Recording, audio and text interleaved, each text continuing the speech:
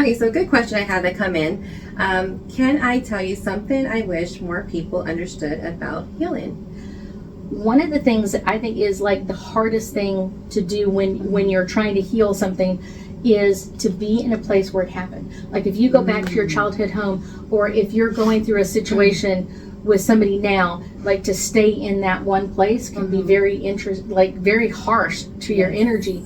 But it's also when you're in a place that's had a lot of negative energy in it, it gets stuck in the walls and the floors and the furniture, but the rest of that energy around the space takes that in. Oh, I heard of that, how the stories is within the walls of a home. But I can also pick up the energy that's going on, because a lot of times when a guest is in your home, everybody's on proper behavior. Yes. No one's acting crazy. The mask is on. The mask is on. Yes, I heard that. We're playing the happy family game kind of thing. But that space, that place carries that heavy energy, and it can be very difficult to work through. It can be very overwhelming. And that makes a lot of sense too, because you know I am a realtor, so going into homes that are actually vacant at the time and I have to walk through it, even if I'm just showing or just doing open house or anything, I can still feel the energy. Even though the family's not there, I still feel that when I walk through.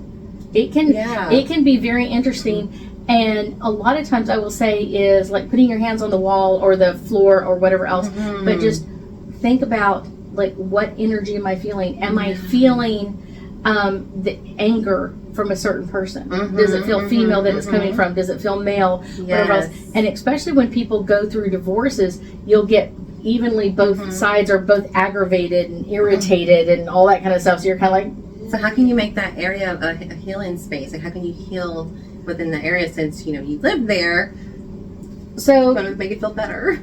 So you have to do 180 degrees what you normally would do. If you would normally be quiet, you need to say something. Yes. What you're doing is hurting my feelings, or what you're saying is not good.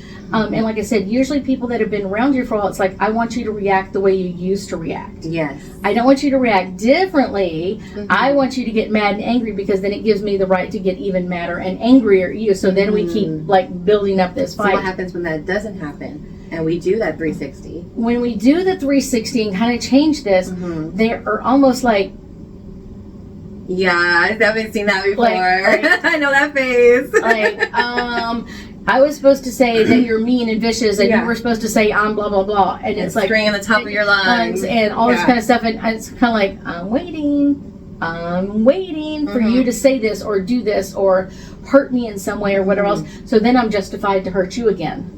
So I have heard that once you get to that stage where you're no longer becoming that person that's screaming and yelling, that it's actually closer to an ending. Usually it does, because you're no longer emotionally invested in the relationship.